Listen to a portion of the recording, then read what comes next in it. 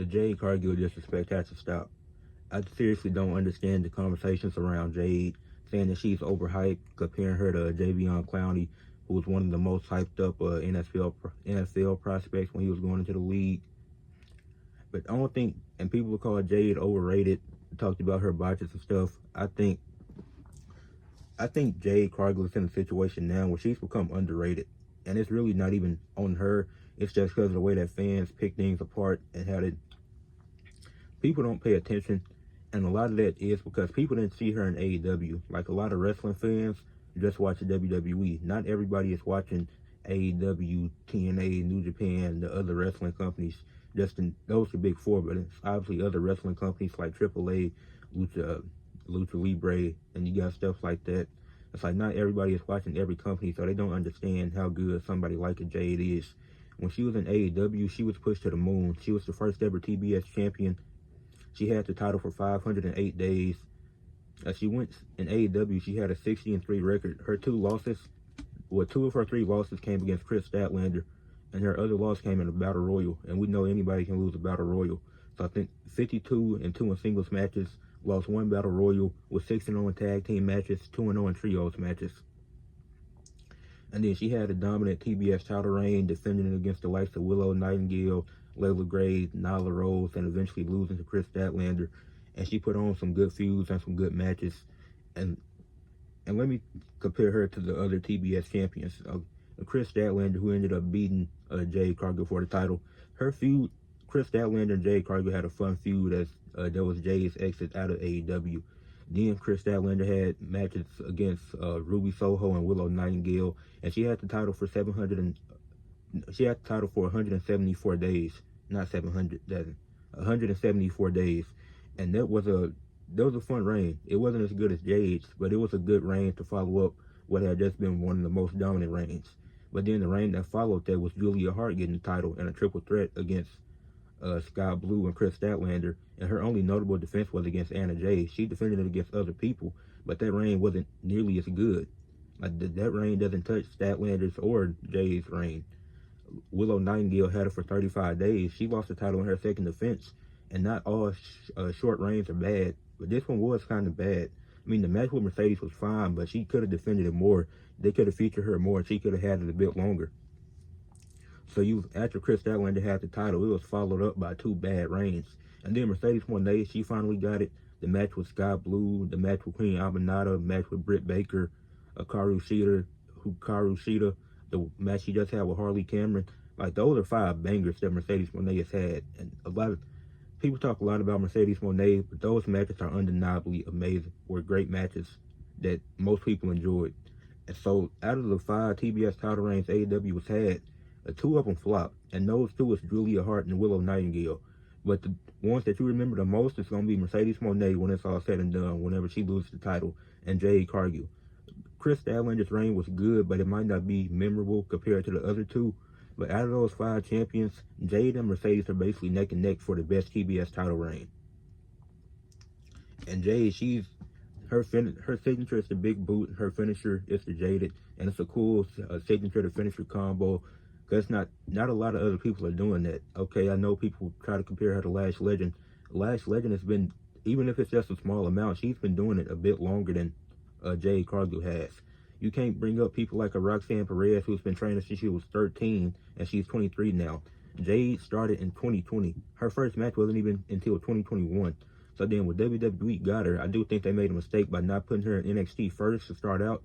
But she was a big star, made a mid-card title feel more important than the world title, and the second biggest promotion at the time. So of course you get her, put her under great training, and then have her debut in the Royal Rumble and debut on the main roster, put her in prominent feuds, and have her teaming with Bianca and Naomi at WrestleMania. Like, it makes sense that you do that. Like, Jade Cargill is a draw, so I don't see how anybody could dispute that. And she's a great trash talker. Like, you didn't see Jade in AEW. She was the best female heel, probably the best heel in AEW. Like, as she was dominating her opponent, she was talking trash in the ring, and sometimes it almost cost her, which made it feel more special, because it was like, okay, she's getting a little too cocky, she's getting a little too arrogant. But once she calms down, then gets back to dominating, then from there she's dominating. Like she was great as a heel. Then she's powerful and she's strong too. I think her promos are heels has been better than what she did as a babyface in WWE. But it's only been 4 years, 5 years, 4 years since she's been training realistically. And it's like when you look at, and these, then in WWE right now, she's 40-6 and the 2-time WWE Women's Tag Team Champion with Bianca. So she's already been a champion 3 times in her career in a short time. And these companies, they obviously see something. She's a draw. She brings attention. She gets you money.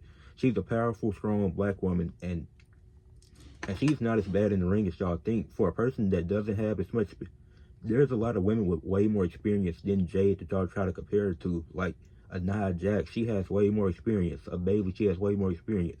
But Jade is more over than both of them. Like fans are paying to see a Jade team up with Bianca and Naomi. Like they want to see all 3 of them. 3 strong, powerful black women. Who doesn't want to see that? But Jade's top 3 stories in wrestling so far, I'll start with 3. I think Jade, Naomi, and Bianca against Damage Control heading into WrestleMania. With the history around that whole story, even the Bayley and EO stuff you had going on, because Naomi's she's great friends with Bayley, but she's also great friends with Bianca. Bianca doesn't really get along with Bayley. Then you got Jade, who she eliminated Naomi from the Royal Rumble, but in that situation, it's every woman for herself. But you put the 3 powerhouse black women together, they absolutely got a great real life connection. And then these are 2 great wrestlers who can help her improve in the ring. So then sticking them with her and them feuding with Damage Control, who have history with Bianca already. Then you had Bianca and Jade when they won the tag titles. Even the stuff with Damage Control still continued even after WrestleMania. So it's like that's one of her best stories, and she hasn't been wrestling that long. Like that was a really great story that they told, and it ended with Bianca, and it ended with them teaming up. Actually, that's how the story ended, with them eventually teaming with Io Sky and Bayley in War Games. Obviously, Jade wasn't able to be at War Games because of the attack, and I'm not liking that story so far. If she is actually injured, then I can see why it's taking so long. But I wish they could have progressed it faster. But that's definitely one of her top 3 stories. I think at number 2, I would have her getting upset by Chris Statlander and taking 2 of her 3 losses to Chris Statlander. Like she got overconfident after winning the title defense she just had, and was like, I'll do an open challenge right now. Then Chris Statlander came out there, and Chris Statlander put belt to ass, and she won. And then they ran it. Then Jade attacked Chris Statlander. They ran it back for the TBS title and put on a way better match, because obviously the first one was short. Then you put on like a 10, 12-minute match, and it was a fun match. Chris Statlander ended up getting the win, and that was basically Jade's send-off in AEW. That's how it ended, with her taking 2 losses to Chris Statlander, but both women looked good in the match. So that was a fun story. That was a great story, and it helped Chris Statlander's reign getting it started, because she beat Jade for the title. Then obviously ran back the rematch, because you could say that Jade wasn't prepared, even though she claimed she was. Then ran back the rematch. They shake hands after, and it's a good send-off. It's her last match. It was a main event of Rampage, and it's like, y'all can say what y'all want about Rampage, but they did put on some good shows from time to time. But I think her best story was with the baddies, with Kiera Hogan and Red Velvet. And after she beat both of them in one-on-one matches early into her title reign, they was like, we can learn from Jade. We want to be by her side. So they eventually agreed to that. But then Jade, she was gaslighting them. She was taking advantage of them. And then Kiera Hogan and Red Velvet, they was like, okay, maybe we can manipulate her after how she's been treating us, and we can get the titles, or we can get the title from her. So Kiera Hogan, she was the first one to dip out of her and Red Velvet. She challenged for the title. The match was cool. It wasn't a bad match. It wasn't great, but it was a good match. It was a good match they put on Dynamite. Kiera Hogan wasn't able to get the win, but they put on a good match, and it was much better than the first one they had. And then Red Velvet did the same thing. I ended up getting out the group, challenged for the title, put on a great match. I think it was one of, as far as for Jade and Red Velvet, both of them, that's one of their best matches of their careers. It's definitely up there, top 5 for their best career matches. And then Jade ended up getting the win, but it was a lot more competitive and a lot better than their first match, because she built up a story. And then Layla Gray, who she had already beat, was kind of trying to trickle in into the baddies. And then as Kiera Hogan and Red Velvet left, that kind of set up Layla Gray to be in there, because that's when Jade and Red Velvet's relationship was descending. And then as far as top 5 matches for Jade Cargill, since I think 4 of her top 5 matches happened in AEW, and some of these are, 2 of these are tag team. Well, I got some tag team matches in here, and people are gonna say, "Well, it's a tag team match." Well, when you look at the tag team match that Roman, Seth, Cody, and Rock put on at WrestleMania last year. For all 4 of those guys, that match will be a top 10 match in their career, and you can't deny that. Like, tag team matches count. Everybody plays a part. There's some matches you look at, like ladder matches. The one that Zack Ryder won. Like, you look at Zack Ryder or Matt Cardona, whatever you want to call him. That ladder match where he became IC champion, you're putting that in his catalog for top 5 matches of his career. So just because other people are involved doesn't diminish the value of the match. But I do think, and this is in no particular order, but her top 5 matches, I think, her and Red Velvet against Kiera Hogan and Sky Blue, and also with these matches, it's about storytelling too, like the story being told throughout the match. Because you have to be a good wrestler, you have to be good on the mic, and you got to tell a story in the ring. And I think Jade is actually really good at that. And this is what kind of started the descendants of Red Velvet and Jade's relationship. And Jade she had to dominate most of the matches. Red Velvet was getting beat on by Kiera Hogan and Sky Blue, and you had Label Girl at ringside. Then Jade basically had to show Red Velvet this is how it's done. So she got in there and dominated Kiera Hogan and Sky Blue, and ended up getting the win. And then eventually it led to the split with Red Velvet and Jade. And then the match that Jade and Red Velvet put on, that was Jade's match to become 50-0, and she ended up getting the win. And not just because of the 50-0 mark, it's not even that. But the match was a really great match. It was a fun match. It was much better than the first one they had, and I love that match. I went back to rewatch that match actually with Jade and Red Velvet. So that match was, like I said, one of Jade's top 5 matches. Continuing the list, the original baddies with Jade, Red Velvet, and Kiera Hogan, when they first teamed up, defeating Trish Adora, Sky Blue, and Willow Nightingale, it just showed how dominant they were, and the story in that match was essentially Jade doesn't have to do too much work. She's going to let the other two dominate, and then she's going to take over at the end.